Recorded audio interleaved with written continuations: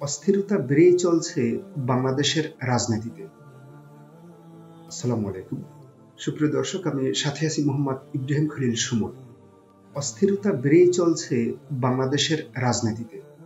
সাম্প্রতিক সময়ে বাংলাদেশ জাতীয়তাবাদী দল বিএনপি এবং বাংলাদেশের এই অভ্যুত্থান পরবর্তী সময়ে বৈষম্য বিরোধী ছাত্র আন্দোলনের যে নেতৃবৃন্দ আছে তাদের সাথে বিএনপির কেন্দ্রীয় নেতৃবৃন্দের কথা এবং আলোচনায় বেশ কিছু বৈপরীত্য এবং একে অপরের বিরুদ্ধে মন্তব্য করে যাচ্ছেন বলেই এমনটি মনে হচ্ছে।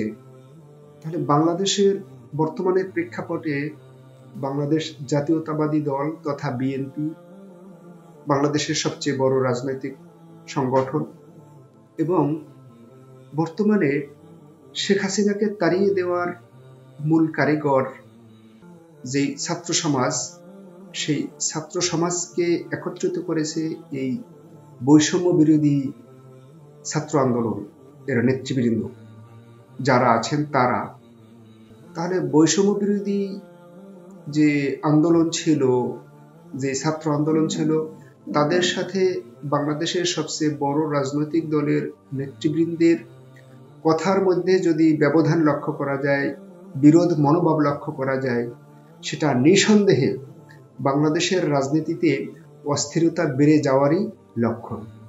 বিবিসি বাংলাকে দেওয়া এক সাক্ষাৎকারে বিএনপির মহাসচিব মির্জা ফখরুল ইসলাম আলমগীর বলেন, অধ্যাপক ডক্টর মোহাম্মদ ইউনূসের নেতৃত্বাধীন অন্তর্বর্তী সরকার নিরপেক্ষতা বজায় রাখতে না পারলে নির্বাচন করতে পারবেন না।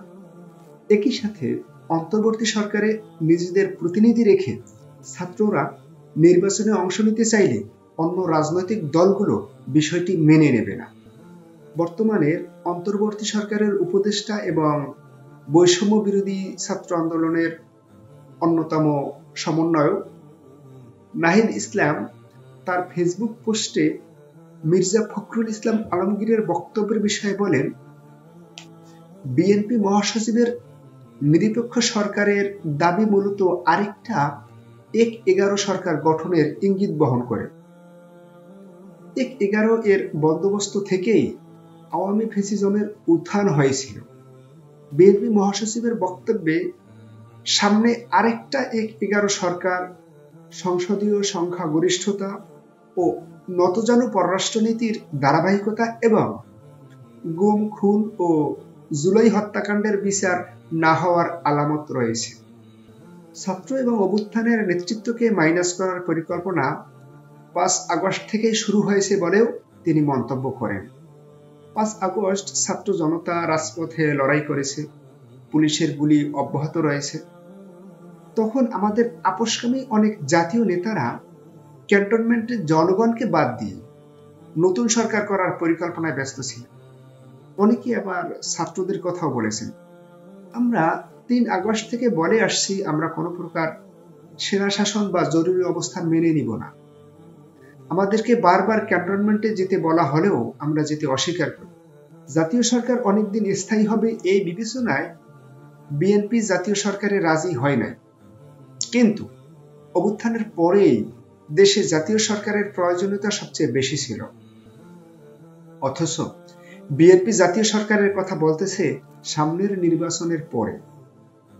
ছাত্ররাই এই সরকারের এবং বিদ্যমান বাস্তবতার একমাত্র ফ্যাক্টর যেটা ১/১১ এর সরকার থেকে বর্তমান সরকারকে সম্পূর্ণভাবে আলাদা করে। বিএনপি কয়েকদিন আগে -2 এর আলোচনা করলেও এখন ক্ষমতায় যাওয়ার পথ সুগম করার জন্য নিরপেক্ষ সরকারের নামে আরেকটি ১/১১ সরকারের প্রস্তাবনা করছে। এ ধরনের পরিকল্পনা গণতন্ত্র ও জাতীয় স্বার্থের বিরুদ্ধে যাবে এবং ছাত্র জনতা কোনোভাবেই এটা মেনে নিবে না। আমি মনে করি এটা বিএনপির বিরুদ্ধেও একটা ষড়যন্ত্র। আর এই সরকার জাতীয় সরকার না হলেও সরকারে আন্দোলনের সব পক্ষেরই অংশীদারিত্ব রয়েছে এবং সব পক্ষই নানান সুযোগ সুবিধা ভোগ করছে। সরকার গঠনের আগেই 6 আগস্ট অ্যাটর্নি জেনারেল এবং পুলিশের আগের আইজির নিয়োগ হয়েছিল যারা মূলত বিএনপির লোক। এরকমভাবে সরকারের উপর থেকে নিচ পর্যন্ত নানান স্তরে বিএনপিপন্থী লোকজন রয়েছে। নির্বাচনের নিরপেক্ষতার কথা বললে এই বাস্তবতাও মাথায় রাখতে হবে। রাষ্ট্রপতির পরিবর্তন, সংস্কার, নতুন সংবিধান, জুলাই ঘোষণা সব ইস্যুতেই বিএনপি বিরুদ্ধে অবস্থান নিয়েছে বলে জানান তথ্য উপদেষ্টা।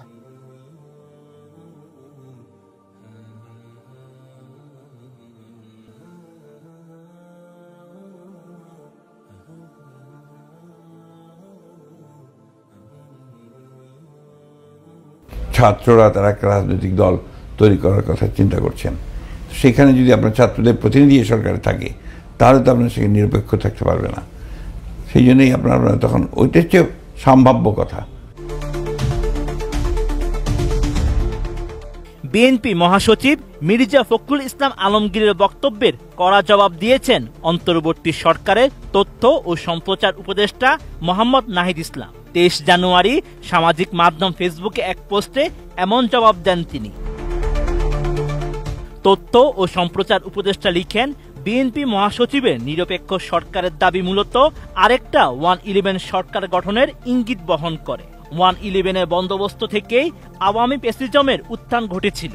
বিএনপি মহাসচিবের বক্তব্যের সামনে আরেকটা 111 সরকার, সংসদীয় সংখ্যা গরিষ্ঠতা ও নতজানু পররাষ্ট্র নীতির ধারাবাহিকতা এবং গুম, খুন ও জুলাই হত্যাকাণ্ডের বিচার না হওয়ার আলামত রয়েছে।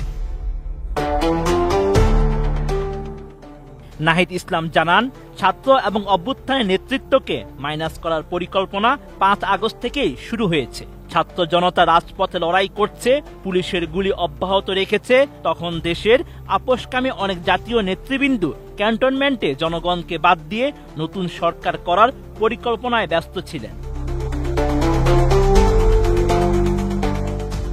এই উপদেষ্টা আরো লিখেন, ছাত্ররাই এই সরকারের এবং বিদ্যমান বাস্তবতার একমাত্র ফ্যাক্টর, যেটা 111-এর সরকার থেকে বর্তমান সরকারকে সম্পূর্ণভাবে আলাদা করে। বিএনপি কয়েকদিন আগে -2-এর আলোচনা করলেও এখন ক্ষমতায় যাওয়ার পথ সুগম করতে নিরপেক্ষ সরকারের নামে আরেকটি 111 সরকারের প্রস্তাবনা করছে।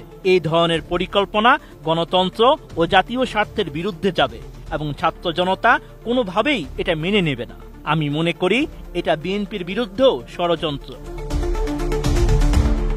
নাহিদ ইসলাম লিখেন, রাষ্ট্রপতির পরিবর্তন, সংস্কার, নতুন সংবিধান, জুলাই ঘোষণা সব ইস্যুতেই বিএনপি বিরুদ্ধে অবস্থান নিয়েছে।